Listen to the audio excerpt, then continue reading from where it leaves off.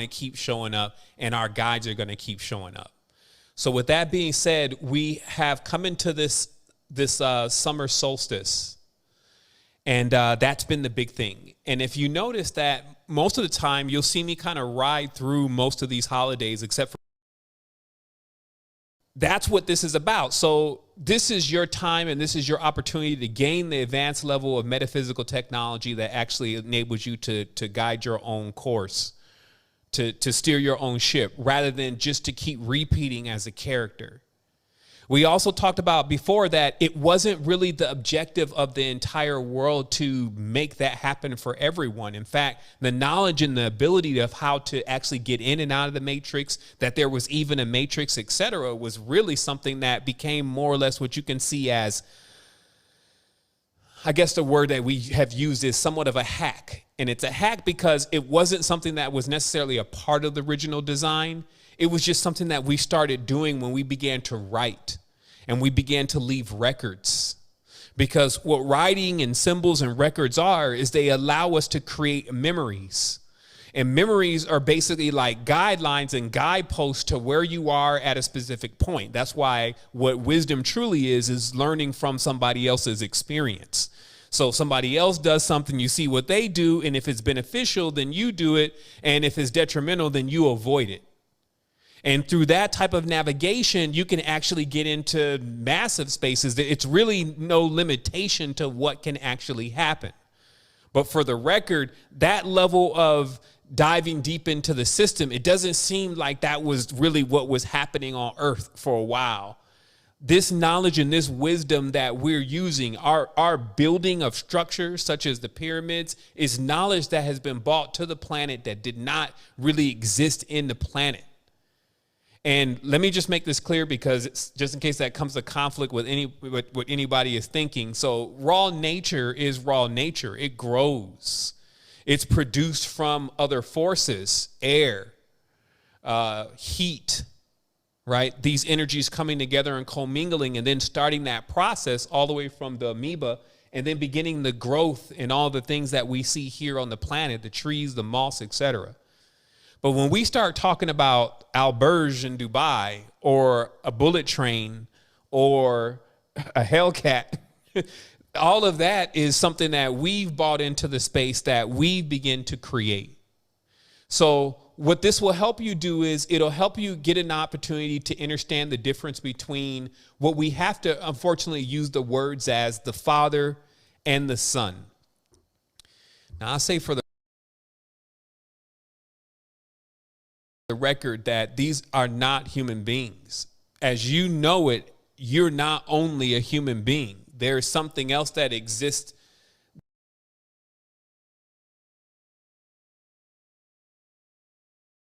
that it's funny, because no matter what we exist as, we seem to want to give it a name. So we're calling ourselves human beings because we're comprised of flesh, and then we also have spirit and all the rest that goes with what we are. So we're saying we're human beings.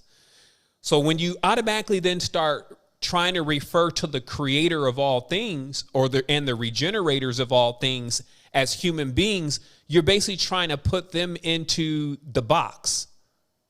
And they're not in the box. And I actually have a text that explains when this happened. And it comes somewhat at the part of the crumbling of the original Freemasonry, right around the time where the Catholics, and let me just go ahead and get the text so nobody thinks I'm just going in on this one on my own. There's absolutely no reason to. As I said before, I already have the annuals and a great deal of the knowledge and wisdom, and it's just a matter of when I get to it at a certain point, meaning that now we're living in a time where pretty much all the knowledge is available, but that's also coming at a time where people really don't seek knowledge or don't know exactly what knowledge to seek or what they're looking for. And then oftentimes, even when they find something, they are led by the opinions of others. And then through that, they've cast judgment. So they have been judged. And then they fall from the grace of being aware of maybe what the truth was, especially if everybody else's determination of it is not true at all. So let's just read this here very briefly. Let me pull it up on my other screen so that I can see it larger. And so it says here, So-called Christianity has no right in Masonry, and Masonry is only true without it.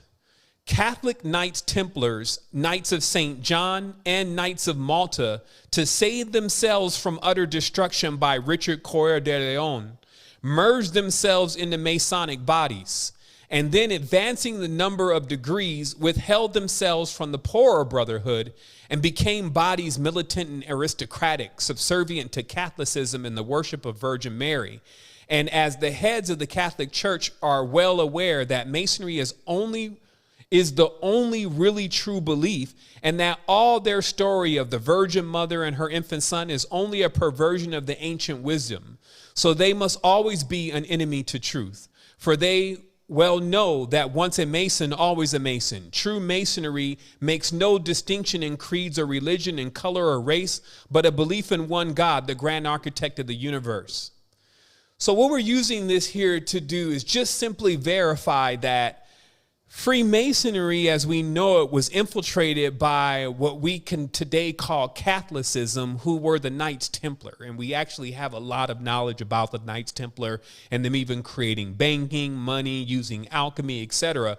But it's to be understood here that there was a Richard Coeur de Lion who was on their ass for probably multiple reasons and probably had a great deal of power. And so they needed to kind of mingle in or disappear, and they disappeared into the then Masonic groups of that time, especially since Masonry only meant to understand that diagram on the right side, which we're going to be talking about here in just a moment, but basically to understand how the body, the mind, the universe, the planet, the cosmos, the sun, and everything all function together. Okay? So we just want to verify by this statement, though, that it is for sure that the Catholics came into Freemasonry. And so now you can then see that more than likely then all the knowledge that we're dealing with is of those who were trying to advance their own self-interest.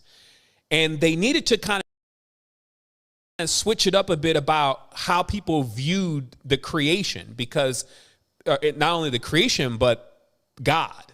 Because at this point, especially in history, there's known to be three lights. This is the moon, the sun, and earth. And through these three lights, all things that have been in this existence are created. These three lights are seen as just that. They're not really given an ID, like they're human beings, they're men, they're women, etc. And this is done for sure for a reason. But it was through the advent of Catholicism that God became a man, or more importantly, the Son became a man. Now, this is very interesting too, because just in itself, I'm not sure if anybody really is aware, how many people are really aware that the term Jesus or Isus is Isis. And this term Isu is actually, is not only Isis, but Isis is also the Virgin Mary. And what this is about is it's an esoteric reference that the Son took the power or was granted the power. I don't want to say took, but was granted the power from his mother. So he took his mother's name. And that's what Isu is. It's Isis. Okay. And so with that level of awareness just alone, you can just see the level of falsehood, because again, things that are really involve such great levels of power are taken into another context as human beings struggling and dealing with issues in life, etc. And while that is nice and becomes relative to maybe where we're at right now, for anyone that's trying to expand beyond this, this could be somewhat of a stumbling block, because your mind would be fused in seeing these beings as mere mortals, mere human vessels, when in fact they are eternal, and we know that by proof. And since we're them, then we would confirm it that way unless we bow down to something that was in that image. Because once we bow down to something in the image of man, we're basically then acknowledging that we're no greater than that, when we know that, in fact, this is actually principalities. And the principalities don't even really determine if we're talking about something good or something bad, because they still all depend on each other. So as an example here, we often see the air as being the good one, going up, going to heaven as being the good one. But I come to tell you that actually, I just found out that the jinn specifically live in the air. We also see the God of the Bible steaming himself in the ocean and then creating a heaven or basically water up there and then going to live up there. So living up there or being in the air is not necessarily a signifier that that is good. And this kind of lets us know that this whole good and bad thing that we're trying to use to determine what's going on is not really it's not really the most proficient component to utilize to understand what we're really in. We're beyond good and bad at this point. What we need to really do is understand what's going on. Like when we say, if you judge, you shall be judged, it just means that once you come to a conclusion or think you've come to the conclusion of something, if you happen to not be right about your conclusion, which is why they say to become a judge, you need to be an elder, you need to gain all this wisdom, etc. And what they're really saying is, listen, you never really want to make any conclusive, hard-coded things going in your consciousness unless you're absolutely sure. Because if you do that and you happen to it happens to be false, what you're doing that with, then what you do is you create a foundation that's going to crumble. So you're basically then judged by your own lies. Okay? So when we cast judgment on things that we don't understand, then we're automatically wound up into this rejudgment because we now have taken on the path of untruth. So as we keep going with this, what I want to make everyone realize here today is that there's then a difference between what we would say is the Father versus the Son, and that difference is very specific. So we're using now the term as Father as, let's say, the Son's generator, like where the Son came from. Okay? So when we use that term, we're saying, so where did the Son come from? We have to understand that the Son is a composition primarily of the mother and the Father. And because of that, this means that the Father, if you want to say that's the central Son, is basically giving life to or giving seed to everything. And then what you have is these vessels, which you would call the earth, that receive that energy. And then when it receives that energy, that vessel, that seed, it brings forth something. And the firstborn of that something, the first thing to come into creation in the physical world would be the Son. And that's why what I said before is the easier way to look at the Son now then is that the Son is inside of, now we're not living on a sphere, right? But it doesn't mean that a sphere is not around us.